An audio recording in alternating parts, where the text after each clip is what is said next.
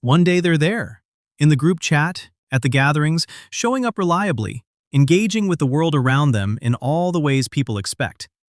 And then quietly, without announcement, without drama, without a single explanation that satisfies anyone who asks, they're just gone. Not dead, not moved away, still living the same life in the same place, just no longer available in the way they used to be. The calls get shorter, the responses get slower, the invitations start going unanswered, not out of rudeness, but out of something that's harder to name. And the people left behind are confused, because from the outside it looks like withdrawal. It looks like depression. It looks like something went wrong. But for a very specific type of person, something went right. And understanding the difference is what this video is about. Stay till the end, because this is one of those patterns that once you understand it, you can't unsee it in yourself or in the people around you. Let's start with something that doesn't get said clearly enough. Intelligent people don't disappear because they're antisocial. They disappear because social life, as it's commonly structured, slowly stops making sense to them in a way they can't always explain without sounding arrogant. Here's what I mean. Most social interaction runs on a kind of unspoken contract. You show up, you exchange updates about your life, you laugh at the appropriate moments, you agree more than you disagree, you perform interest in things you're not particularly interested in, and everyone goes home having fulfilled the social obligation for the week.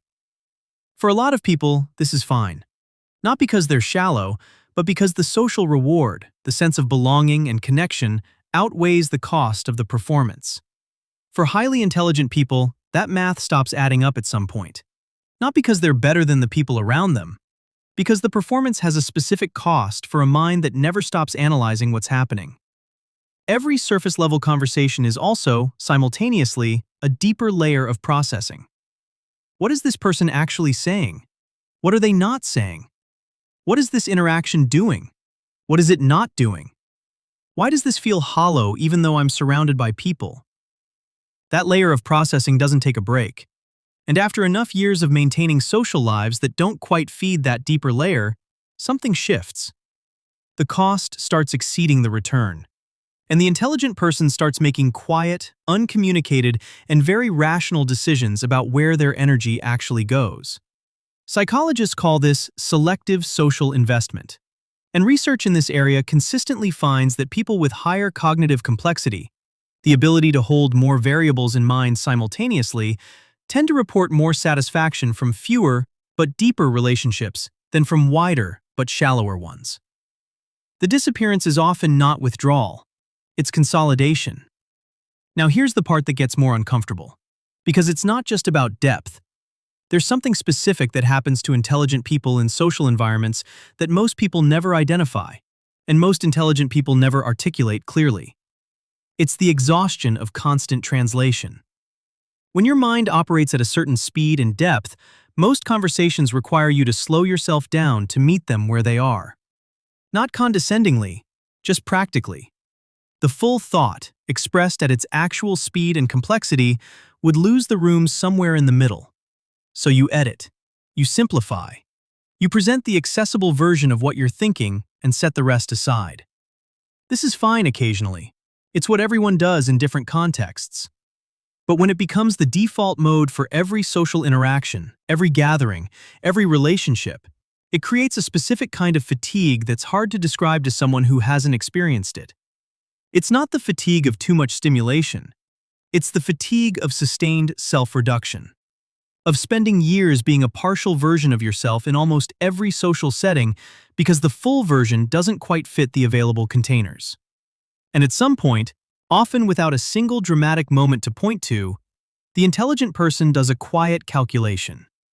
What if I just stop doing this? What if the energy I spend maintaining 20 relationships that require constant translation went into 5 that don't? What would my life actually feel like? And they disappear. Pause here for a second, because this is the part that the people left behind almost never get told. When someone intelligent pulls back from your life, it's very rarely about you specifically. It's almost never a judgment on your worth as a person. It's a structural decision about how they want to spend the finite hours they have, made by someone who has become increasingly precise about that question. That doesn't make it painless to experience. Losing access to someone you valued hurts, regardless of the reason. But the story that the disappearance tells about you is almost always different from the story the person left behind writes in their head. Let's talk about something else that drives this pattern: the relationship between intelligence and overstimulation. Research from developmental psychology, particularly Jerome Kagan's work on high reactivity, consistently shows that people whose nervous systems take in and process more information than average also accumulate overstimulation faster than average. The world runs at a volume that most people find comfortable and they find loud. Not just sensory volume, social volume. The noise of other people's expectations, needs, moods, and unspoken dynamics, all of which an intelligent person is often picking up on whether they want to or not. Social withdrawal in this context isn't isolation in the clinical sense, it's regulation. The same way some people need to step outside a loud party to hear themselves think, intelligent people sometimes need to step outside their social lives for extended periods to do the same. And here's what nobody tells you about what happens during those disappearances. They are often some of the most productive periods of that person's life. The thinking that couldn't happen in the noise starts happening in the quiet. The projects that couldn't move forward start moving. The self-understanding that gets crowded out by constant social management starts finding room to develop. The disappearance often looks like stagnation from the outside. It's frequently the opposite. Now let's talk about the version of this that isn't healthy, because it exists and it's worth naming. Some intelligent people disappear not because they're consolidating, regulating, or creating. They disappear because the world has consistently failed to meet them at the level they needed, and somewhere in that repeated disappointment, they made a quieter and more permanent decision. That connection isn't worth the risk anymore. That being known leads to being misunderstood, which is worse than not being known at all. That it's safer and simpler and less exhausting to simply opt out. This version looks identical from the outside, but it feels completely different from the inside. It's not chosen solitude, it's defended solitude. There's a wall rather than a door. And the intelligent mind, which is very good at constructing logical arguments for almost any position, is extremely good at making defended solitude sound like wisdom. The tell, if you're looking for one, is whether the person is still growing. The healthy version of this disappearance produces something: writing, thinking, building, making, understanding. The defended version produces more of the same defense, more sophisticated arguments for why engaging with people isn't worth it, more distance that never seems to resolve into reconnection. One is a season, the other is a position. So what do you do with this, whether you're the one who disappeared or the one left behind? If you're the one who disappeared, the only question worth sitting with honestly is which version this is. Are you consolidating or are you defending? Is the quiet producing something, or is it protecting something that stopped being worth protecting a long time ago? Intelligent people are very good at convincing themselves their avoidance is wisdom. The question is whether you're wise enough to tell the difference. If you're the one left behind, the most useful thing to hold on to is this: the disappearance almost certainly has a logic that has almost nothing to do with your value. It has to do with energy, overstimulation, consolidation, and sometimes a kind of pain that the person themselves may not have fully processed. You didn't fail them. They didn't fail you.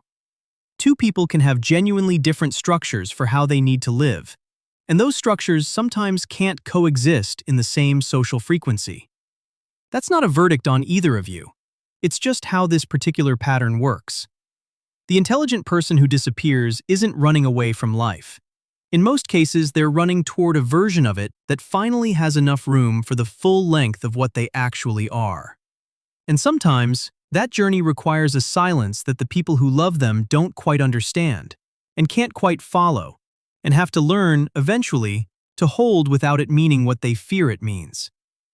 If this video described you more accurately than you expected, please subscribe. I would genuinely appreciate it.